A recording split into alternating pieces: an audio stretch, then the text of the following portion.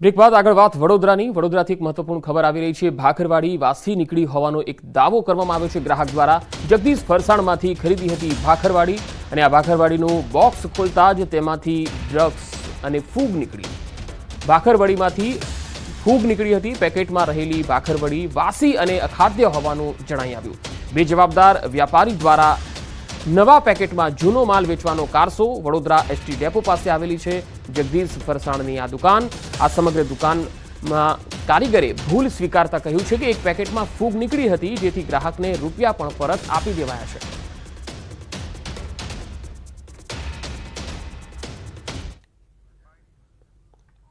वो मतलब 2-4 दिन पहले बारिश गिरी थी, तो हो सकता है ऐसा कभी हुआ है। बाकी 20 साल से कभी ऐसा हुआ नहीं है। सेठ ने मेरे को बोला कि बेटा एक ग्राहक की कंप्लेन आई है, 4 पैकेट भाखरवाड़ी ले गया है और उसमें फूग निकली है, तो जरा वहाँ पे सब चेक कर ले। तो मैंने किया, दूसरे पैकेट में कोई में भी फूग निकली नहीं है। फिर भी वो ग्राहक को पैसे रिफंड कर दिया है।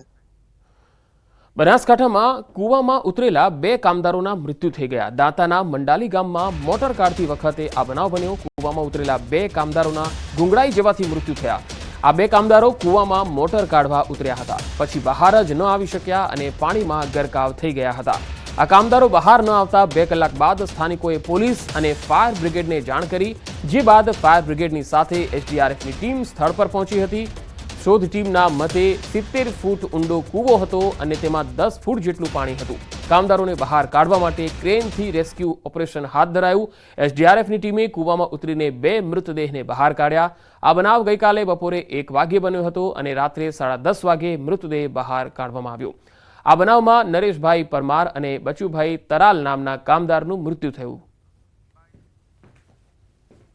કૂવાની અંદર 2 વ્યક્તિ પડી ગયેલ હોવાથી ડેડ બોડીની શોધખોળ કરવા માટે સ્થળ પર પહોંચ્યા। ત્યારે કૂવાની અંદર ઉતર્યા એ વખતે અંડર વોટર કેમેરા દ્વારા સર્ચ કરી અને 2 લોકોને અમને ભાળ મળી, છતાં કૂવાની અંદર ઉતરી અને નીચે 20 ફૂટ અંદર જતાં ગુંગળામણની અસર થવાના કારણે હાલમાં ક્રેન બોલાવી બીએસએફ દ્વારા બંને ડેડ બોડી બહાર નીકાળવામાં આવેલ છે। પાટણના સમી તાલુકામાં શાળાની છત પરથી પટકાતા શિક્ષકનું મોત નીપજ્યું। રાજપુર પ્રાથમિક શાળામાં રૂમની છતની સફાઈ અને પતરાની યોગ્ય ગોઠવણી કરવા માટે શિક્ષક નટવરભાઈ દરજી છત પર ચડ્યા હતા, જો કે પગ લપસતા તેઓ નીચે પટકાયા। અન્ય શિક્ષકો અને ગ્રામજનોએ તેમને સારવાર માટે ખસેડ્યા, જો કે તબીબોએ શિક્ષકને મૃત જાહેર કર્યા। મૃતક શિક્ષક નટવરભાઈ શાળામાં આચાર્ય તરીકે ફરજ બજાવતા હતા અને ભદ્રાડા ગામના વતની હતા। શાળામાં શિક્ષકના મોતને લઈ જિલ્લા પ્રાથમિક શિક્ષણ અધિકારીએ તપાસના આદેશ આપ્યા છે। સાથે જ શાળા જર્જરિત હોવાની કોઈ રજૂઆત ન મળી હોવાનું નિવેદન આપ્યું। બીજી તરફ શાળામાં શિક્ષકના મોત બાદ જિલ્લાનું શિક્ષણ વિભાગ પણ હરકતમાં આવ્યું। 67 શાળાઓમાં જર્જરિત રૂમ ઉતારી લેવાની સૂચના આપવામાં આવી। અમારા આચાર્ય સાહેબોને શાળાના પત્રો પર ચોમાસાની અગમચેતીના ભાગરૂપે જોવા ચડ્યા હતા અને અમે વર્ગોમાં હતા અને પછી ધડામ અવાજ આવ્યો એટલે અમે જ્યાં એટલે નીચે પડ્યા હતા। બસ અમે પછી દવાખાને લઈ ગયા ને બધું।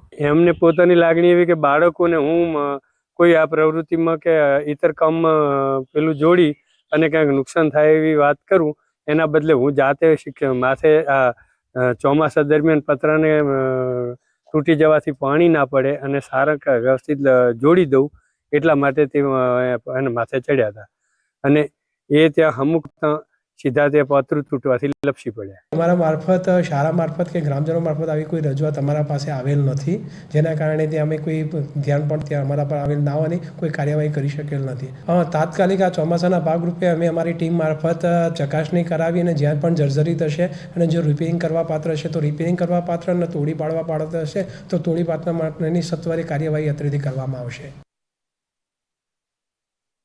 તો 67 શાળાઓને જર્જરિત રૂમ ઉતારી લેવા માટેના આદેશ આપવામાં આવ્યા છે। આ ઘટના બાદ રાજપુર શાળામાં આ જે બનાવ બન્યો છે તેને લઈને શોકની લાગણી ફેલાઈ ગઈ છે। ઓરડાના પતરા સરખા કરવા જતા શિક્ષક નીચે પટકાયા અને તેમનું મૃત્યુ થઈ ગયું।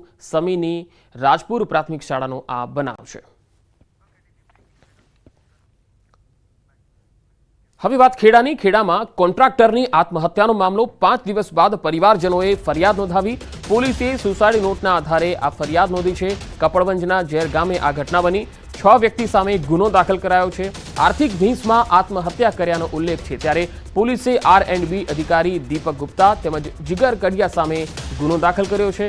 આર્થિક ભીંસમાં આવી આત્મહત્યા કર્યા હોવાના સુસાઇડ નોટમાં ઉલ્લેખ મુજબ ગુનો દાખલ કર્યો છે, જેમાં રામ બિલ્ડર્સના 3 પાર્ટનર સામે ગુનો દાખલ થયો છે. હાલ તો પોલીસે ગુનો દાખલ કરી આરોપીઓને પકડવા ચક્રો ગતિમાન કર્યા.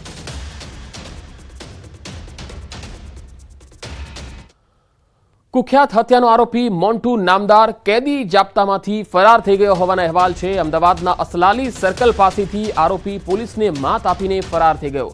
કુદરતી હાજતે જવાના બહાને પોલીસને ચકમો આપીને આરોપી ફરાર થઈ ગયો. વર્ષ 2022માં હત્યાના ગુનામાં મોન્ટુ નામદારની ધરપકડ થઈ હતી. જોકે અસલાલી સર્કલ પાસેથી કુદરતી હાજતે જવાના નામે તે ફરાર થઈ ગયો. આણંદના આંકલાવના સંખિયાડ રોડ પર ફાર્મ હાઉસમાં દારૂની મહેફિલ માણતા લોકો પકડાયા. આણંદ LCB પોલીસે બાતમીના આધારે રેડ પાડી અને 6 લોકોને પકડી પાડ્યા છે. વિદેશી દારૂની મહેફિલ માણતી 4 મહિલા અને 2 પુરુષ પકડાયા છે. શ્રીમંત પરિવારની મહિલાઓ અહીંયા દારૂની મહેફિલ માણી રહી હતી. તમામ આરોપીઓ વડોદરાના રહેવાસી છે. પોલીસે દારૂ, કાર સહિતનો મુદ્દામાલ જપ્ત કર્યો છે. પ્રોહિબિશન એક્ટ પ્રમાણે આંકલાવ પોલીસે ગુનો નોંધ્યો છે.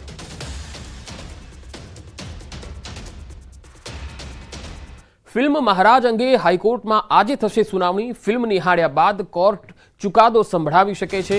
બોલિવૂડ એક્ટર આમિર ખાનના પુત્ર જુનૈદ ખાનની મહારાજ ફિલ્મ સામે કોર્ટે અગાઉ વચગાળાનો સ્ટે આપ્યો હતો. ગઈકાલની સુનાવણીમાં કોર્ટમાં અરજદારે કહ્યું કે અમને કોઈ કોમર્શિયલ લાભ નથી જોતા, ધાર્મિક લાગણી ન દુભાવી જોઈએ. કોર્ટનો જે નિર્ણય હશે તે માન્ય રહેશે. બીજી તરફ મહારાજ ફિલ્મનો પોરબંદરમાં વૈષ્ણવ સમાજે વિરોધ કર્યો. જુદી જુદી હવેલીના બાબાશ્રીઓની આગેવાનીમાં વૈષ્ણવ સંપ્રદાયના અનુયાયીઓએ કલેક્ટર અને SPને આવેદનપત્ર પણ આપ્યું હતું. ફિલ્મ મહારાજનો આ વિવાદ અને આજે કોર્ટમાં સુનાવણી થવાની છે. ફિલ્મ નિહાળ્યા બાદ કોર્ટ નક્કી કરશે કે આ ફિલ્મ જે છે એ રિલીઝ કરી શકાશે કે કેમ. જો કે અહીંયા જે અરજદાર છે તે કહે છે કે ધાર્મિક લાગણી ન દુભાવવી જોઈએ. આજે પણ સુનાવણી થઈ અને આવતીકાલ ઉપર એ પોસ્ટપોન રહી છે.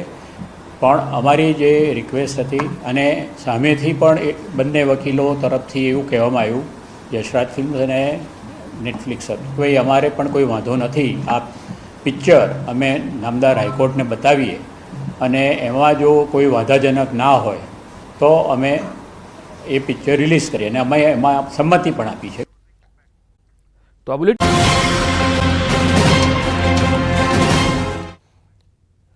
સવારે 10 વાગ્યા સુધીમાં 11 જિલ્લામાં વરસાદની આગાહી હવામાન વિભાગ દ્વારા કરવામાં આવી છે.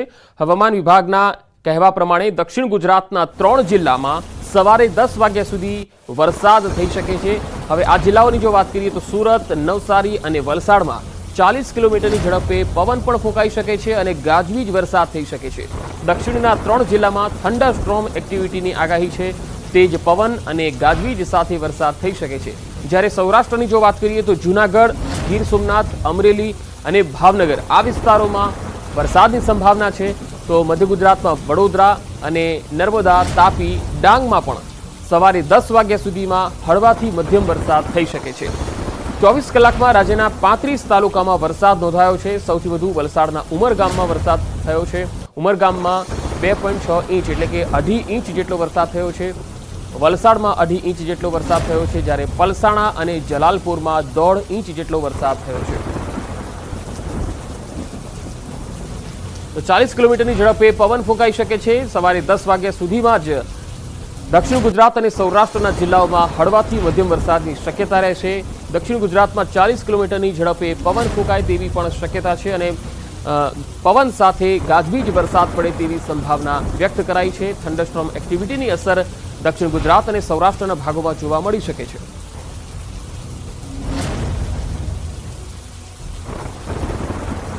પાંચ દિવસ ગુજરાતમાં તોડી નાખે એવો વરસાદ પડશે. સૌરાષ્ટ્ર અને દક્ષિણ ગુજરાતમાં ડેમો છલકાશે.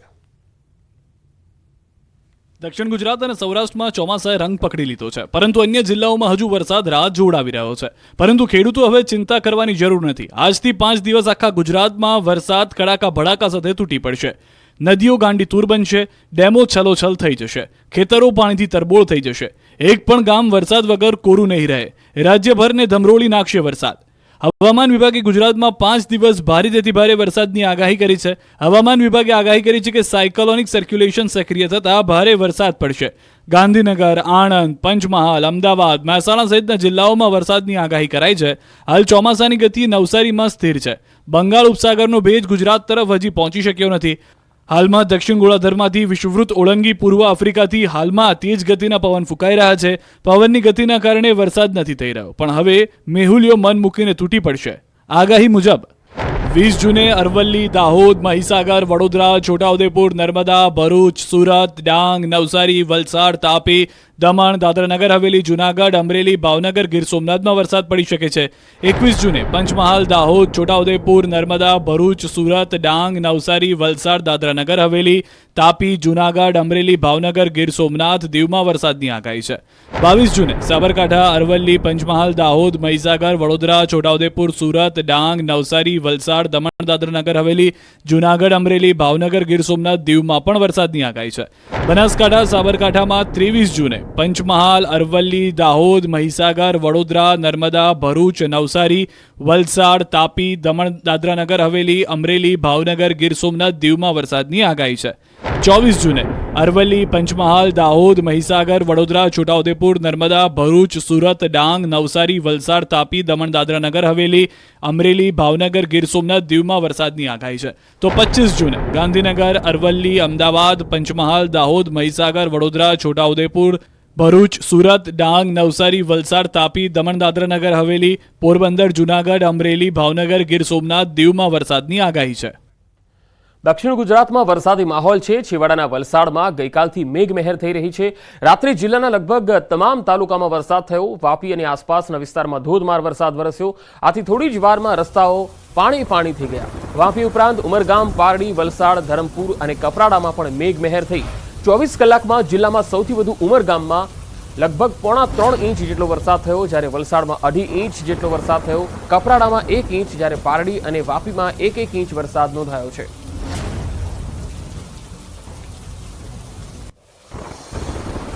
વલસાડ જિલ્લામાં વરસાદની હેલી યથાવત છે. સવારથી જિલ્લાના તમામ તાલુકાઓમાં વરસાદ. વલસાડમાં ભારે વરસાદથી રસ્તા પાણી થયા છે. મોગરાવાડી અને છીપવાડ, ગરનાળામાં પાણી ભરાઈ ગયા. વાહન ચાલકો અને રાહદારીઓ મુશ્કેલીમાં મુકાયા. આજે પણ જિલ્લામાં ભારે વરસાદની હવામાન વિભાગની આગાહી છે. તો વલસાડ જિલ્લામાં છેલ્લા 2 દિવસથી વરસાદી માહોલ દેખાઈ રહ્યો છે. વલસાડ છે, નવસારી છે, સુરત છે, આ તમામ જે જિલ્લાઓ છે દક્ષિણ ગુજરાતના, તેમાં લગભગ 3 દિવસથી વરસાદી માહોલ જામ્યો છે. આજે પણ સવારથી જે વરસાદી માહોલ છે અને વલસાડની જે તસવીરો આવી રહી છે તેમાં તમે જોઈ શકો છો કે ગરનાળામાં પાણી ભરાવાના કારણે વાહન ચાલકો મુશ્કેલીમાં મુકાયા. એટલો વરસાદ અહીંયા પડ્યો છે. વલસાડમાં 2.5 ઇંચ જેટલો વરસાદ પડ્યો છે, જ્યારે ઉમરગામમાં સૌથી વધારે 3.5 ઇંચ જેટલો વરસાદ પડ્યો છે. ભારે વરસાદને કારણે રસ્તાઓ પાણી થઈ ગયા છે. વલસાડ અને સુરત અને નવસારી આ 3 જે જિલ્લાઓ છે એમાં છેલ્લા 3 દિવસથી વરસાદનો માહોલ છે, જેના કારણે નાગરિકોને ગરમીથી રાહત મળી ગઈ છે. ખેડૂત વર્ગમાં આનંદની લાગણી છવાઈ ગઈ છે. સવારથી જ જિલ્લામાં વરસાદ અને આજે ચોથા દિવસે પણ લગાતાર વલસાડમાં વરસાદી માહોલ દેખાઈ રહ્યો છે. સવારથી જ તમે જોઈ શકો છો કે મેઘમહેર થઈ રહી છે અને તેના કારણે વરસાદી પાણી જે મુખ્ય માર્ગો છે તેના પર ફરી વળ્યા છે. વધુ માહિતી સાથે સંવાદદાતા ભરતસિંહ વાઢેર જોડાયા છે વલસાડથી. ભરત, જે રીતે ચોમાસુ સિસ્ટમ નવસારી, સુરતમાં સ્થિર થઈ ગઈ હતી, નબળી પડી ગઈ હતી, પરંતુ હવે છેલ્લા 2 દિવસથી એવું લાગે છે કે ધીરે ધીરે આગળ વધી રહી છે. વલસાડમાં કયા વિસ્તારોમાં આજે વરસાદ દેખાઈ રહ્યો છે?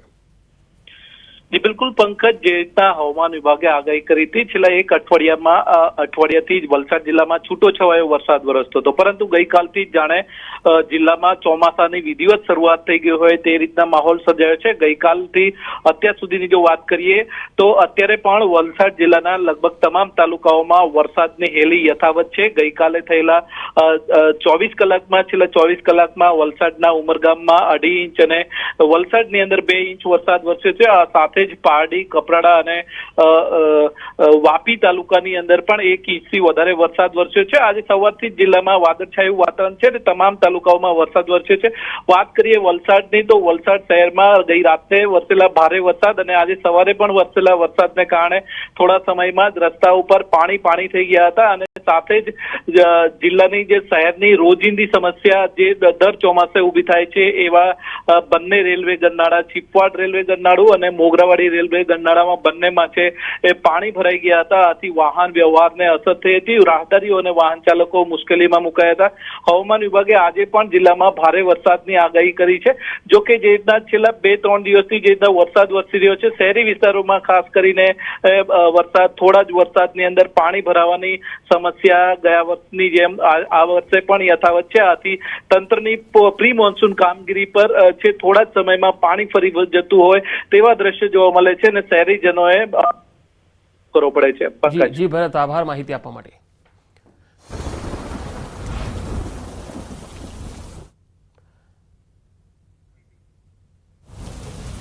અને હવે સુરતથી જે તસવીર આવી રહી છે તેના પર નજર કરીએ. સુરતના માંડવી તાલુકામાં વરસાદી માહોલ જામ્યો છે. તસવીરોમાં જોઈ શકાય છે માંડવીના કરંજ વિસ્તારમાં ઝરમર વરસાદ શરૂ થઈ ગયો છે અને સવારથી જ અહીંયા વરસાદ જોવા મળ્યો. ગઈકાલે મોડી સાંજે પણ વરસાદ શરૂ થયો હતો. વાતાવરણમાં ઠંડક ફેલાઈ ગઈ છે અને ગઈકાલે બપોર સુધીમાં બારડોલી, માંગરોળ, કામરેજ, મહુવા, પલસાણા વિસ્તારમાં વરસાદ થયો હતો, જેના કારણે જે બાળકો છે તેઓએ પણ નહાવાની મજા માણી હતી. વાતાવરણમાં ઠંડક ફેલાઈ ગઈ હતી.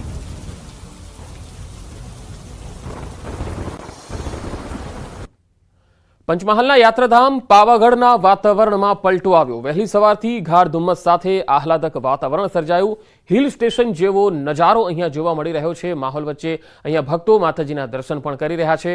હાલ એક તરફ પંચમહાલ જિલ્લામાં મેઘરાજાનું આગમન નહીં થતા દિવસે ગરમી પડી રહી છે અને એ પણ કાળઝાળ ગરમી પડી રહી છે, તો બીજી તરફ વાતાવરણ બદલાઈ રહ્યું છે. તેના કારણે પાવાગઢ ડુંગર ઉપર ધુમ્મસને લઈ ઠંડકવાળું વાતાવરણ દેખાઈ રહ્યું છે.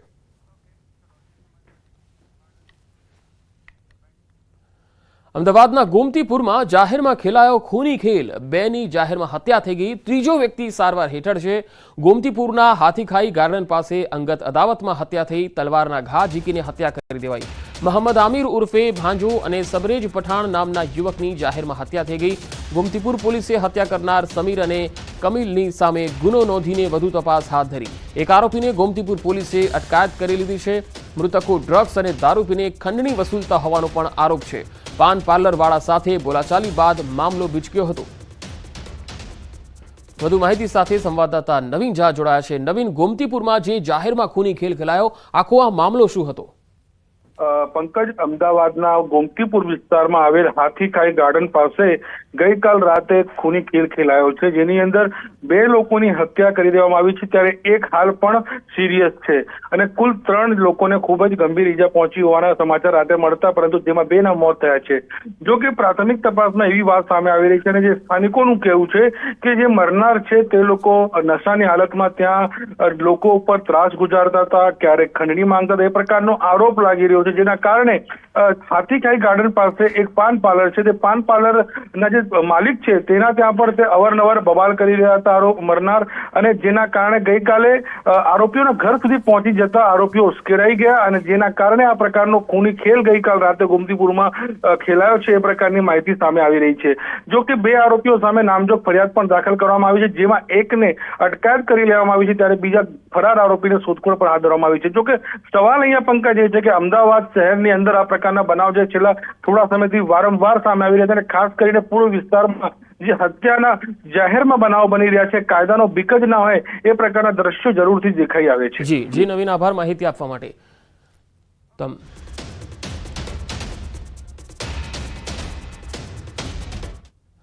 યુજીસી નેટની પરીક્ષા રદ કરવામાં આવી છે. પરીક્ષામાં ગેરરીતિની ફરિયાદ બાદ આ પરીક્ષા રદ કરાઈ છે. સીબીઆઈને તપાસની જવાબદારી સોંપાઈ છે.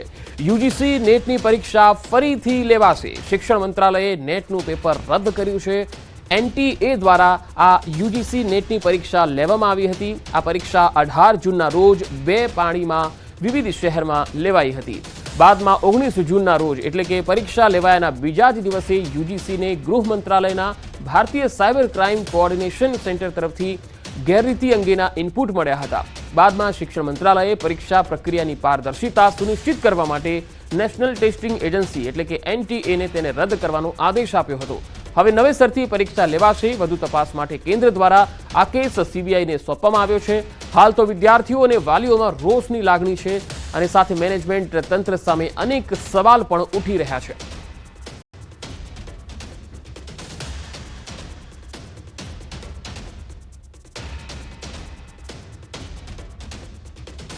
તો સીબીઆઈને તપાસની જવાબદારી સોંપવામાં આવી છે. યુજી નેટની આ પરીક્ષા જે 18 જૂનના રોજ લેવામાં આવી હતી અને એક દિવસ બાદ જ આ પરીક્ષાને રદ પણ કરી દેવામાં આવી.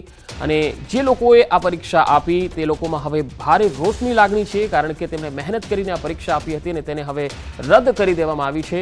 પરંતુ જે ઇનપુટ મળ્યા હતા તેમાં કોઈ ગેરરીતિ થઈ હોવાની ઇનપુટની માહિતી જ્યારે તેમને મળી ત્યારે આ બાબતે તુરંત એક્શન લેવામાં આવ્યું અને આ પરીક્ષાને રદ કરવામાં આવી. હવે પછી કોઈ પણ તારીખ ડિક્લેર થશે અને ત્યારબાદ નવેસરથી આ પરીક્ષા લેવામાં આવશે.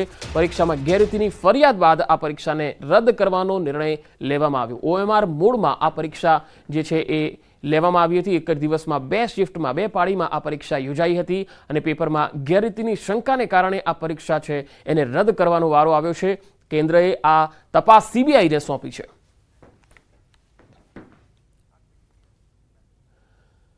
રાજકોટ ટીઆરપી ગેમ ઝોન મામલે દરરોજ નવા ખુલાસા થઈ રહ્યા છે. ત્યારે હવે પૂર્વ ટાઉન પ્લાનિંગ ઓફિસર મનસુખ સાગઠિયાને લઈને નવો ખુલાસો થયો.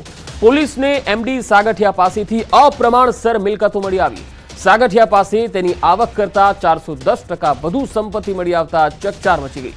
સાગઠિયા પાસેથી 10.55 કરોડની મિલકત મળી આવી, જેને લઈ એસીબીએ પૂર્વ ટીપીઓ એમડી સાગઠિયા વિરુદ્ધ ગુનો દાખલ કર્યો છે. તો સાગઠિયાના શાહી સામ્રાજ્યની જો વાત કરીએ તો તેની પાસેથી 10,55,37,355 રૂપિયાની વધુ સંપત્તિ મળી છે. ખેતીની જમીન, farm house, under construction hotel, tenement, 2 petrol pump હોવાનું પણ સામે આવ્યું છે.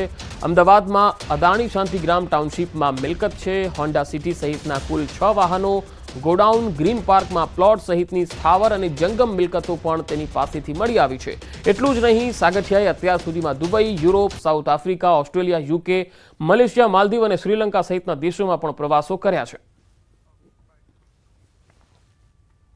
કાયદેસરની આવક 2,57,17,360 રૂપિયાની મળી આવેલી. તેના પ્રમાણમાં તેઓએ પોતાના અને પોતાના કુટુંબીજનોના નામે 13,33,33,323 રૂપિયાની મિલકતો વસાવેલાની બાબત સામે આવેલી છે. તો ટીઆરપી ગેમ ઝોન અગ્નિકાંડનો આ જે મામલો છે, હાઈકોર્ટના આદેશ અનુસાર નવી 3 સભ્યોની કમિટી બનાવવામાં આવી છે. સત્ય શોધક કમિટીના અશ્વિની કુમારે નિવેદન આપ્યું. પી સ્વરૂપ, મનીષા ચંદ્રા અને રાજકુમાર બેનીવાલની નિમણૂક કરાઈ છે. પોલીસ કમિશનર અને મનપા કમિશનર સહિતનાઓ પાસેથી માહિતી મેળવી છે. સ્થાનિક અધિકારીઓ પાસેથી માહિતી એકત્ર કરવામાં આવી. આગામી 4 જુલાઈ સુધીમાં હાઈકોર્ટમાં આ રિપોર્ટ સબમિટ કરવામાં આવશે.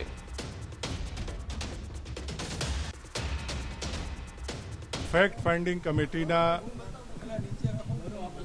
પ્રથમ આજે જે અહીંયા ચર્ચા વિચારણા કરવામાં આવી છે એમાં તમામ જે સંબંધિત અધિકારીઓની સાથે અમે અહીંયા ચર્ચા કરી છે. નામદાર હાઈકોર્ટના 13મી જૂનના હુકમ પ્રમાણે જે મુદ્દાઓને ઉપર તપાસ કરવાની થાય છે એ મુદ્દાઓ બાબતમાં તલસ્પર્શી તપાસ કરવાનો અમે આજે અહીંયા પ્રયાસ કર્યો છે. તો ટીઆરપી ગેમ ઝોન અગ્નિકાંડને લઈ મોટા સમાચાર આવી રહ્યા છે. ભારતીય ક્રિકેટ ટીમના ખેલાડીઓ પણ ગેમ ઝોનમાં ગયા હતા. શ્રેયસ અય્યર, અમન ખાન, સિરાજ પાટીલ સહિતના ખેલાડીઓ પણ અહીંયા ગયા હતા. ટીઆરપી ગેમ ઝોનના ઇન્સ્ટાગ્રામમાં વિડીયો પણ અપલોડ કરવામાં આવ્યો હતો. 20 ઓક્ટોબર 2022નો ઇન્સ્ટાગ્રામનો જે વિડીયો છે તે વાયરલ થઈ રહ્યો છે. તો 20 ઓક્ટોબર 2022નો આ ઇન્સ્ટાગ્રામનો વિડીયો છે જે વાયરલ થઈ રહ્યો છે, જેમાં ખેલાડીઓ, ક્રિકેટના ખેલાડીઓ પણ અહીંયા ગયા હતા એવી વાત સામે આવી રહી છે. ઇન્સ્ટાગ્રામ પર આ વિડીયો છે જે હવે વાયરલ થઈ રહ્યો છે. ટીઆરપી ગેમ ઝોનમાં ક્રિકેટરો પણ મોજ માટે ગયા હતા, ત્યાં મુલાકાત માટે ગયા હતા. શ્રેયસ અય્યર છે, અમન ખાન છે, સિરાજ પાટીલ સહિતના ખેલાડીઓ અહીંયા ગયા હતા.